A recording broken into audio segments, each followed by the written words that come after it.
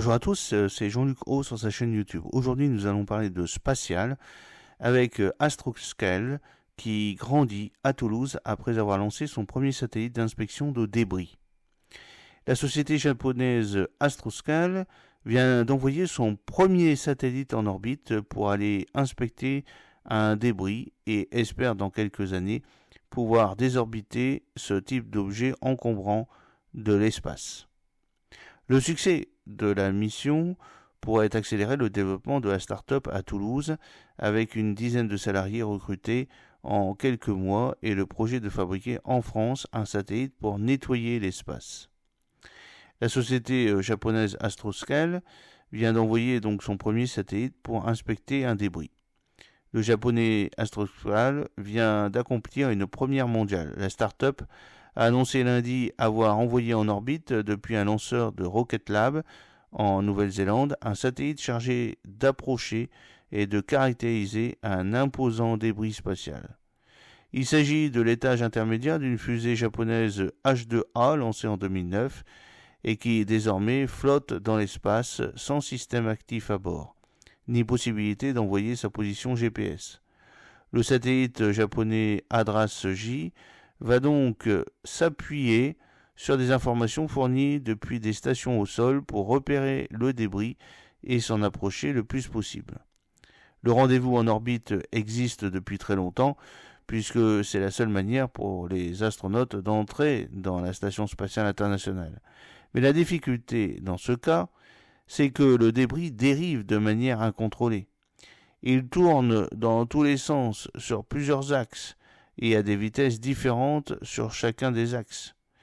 La mission va permettre d'étudier de façon très fine les mouvements du débris avant une deuxième mission qui partira d'ici 2 à 4 ans avec un bras robotique pour accrocher le débris et le désorbiter, explique Philippe Bratt, directeur général d'Astroscale France. Et oui, il y a une prolifération des débris spatiaux.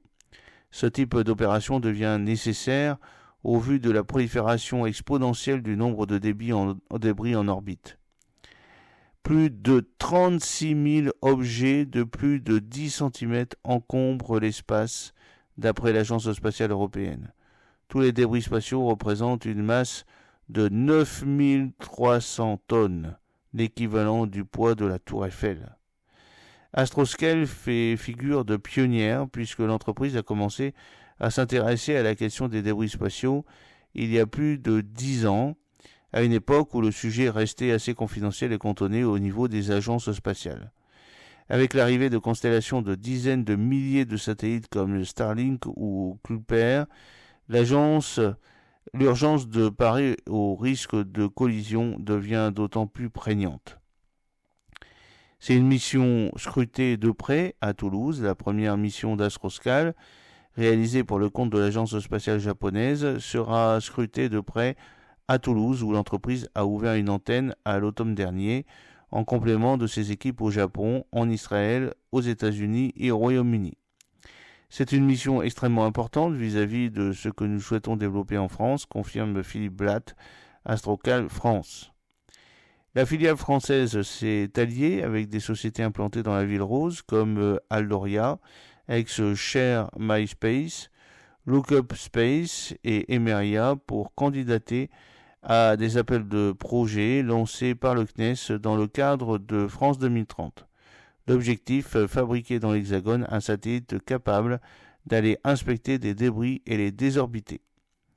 La différence par rapport au projet japonais, qui se concentre en un seul objet, est que le satellite français sera capable en une seule mission de s'approcher de plusieurs débris et de les déplacer, indique le directeur général d'Astroscale France.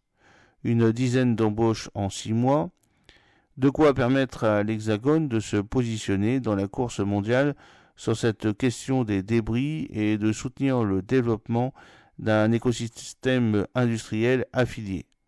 Arrivé seulement à l'automne, Astroscale connaît un développement rapide. La start-up devrait passer la barre des dizaines de collaborateurs à Toulouse d'ici le mois de mai et vise une vingtaine de salariés en fin d'année. La concrétisation d'une mission en France nous permettrait de doubler notre objectif de croissance pour l'instant établi à 30 collaborateurs fin 2025. En comptant le surcroît d'activité pour nos partenaires, une telle mission représenterait une activité pour environ 200 personnes sur 2 à 4 ans, ce qui permettrait à l'écosystème français de connaître une croissance beaucoup plus rapide, estime Philippe Blatt. En moins d'1 an et demi, une dizaine d'acteurs étrangers du New Space ont posé leurs valises à Toulouse, les Italiens AICO et Zopas, l'Espagnol Panja Aerospace, l'Américain eSpace, le Slovaque 3IPK, l'Allemand Orbital Matter, le Bulgare Eurodorosat, le Canadien Connectica, le Suisse CISEC. Un engouement qui n'a pas échappé aux ingénieurs du monde entier. Nous avons reçu près d'une centaine de CV sur nos offres d'emploi avec 50% de Français et 50% d'étrangers, dans beaucoup de non-européens d'ailleurs. Pour des raisons de visa et de contrôle export, la probabilité est quand même forte que nous choisissons des Européens, mais cela montre la forte attractivité rencontrée pour une société comme Astroscal à Toulouse, conclut cet ingénieur issu de Thales Alenia Space. J'espère que cette petite vidéo vous a plu. N'oubliez pas de cliquer sur le pouce pour la promouvoir, de vous abonner si ce n'est pas encore fait et de partager cette vidéo sur vos réseaux sociaux. A très bientôt, fidèlement, Jean-Luc O.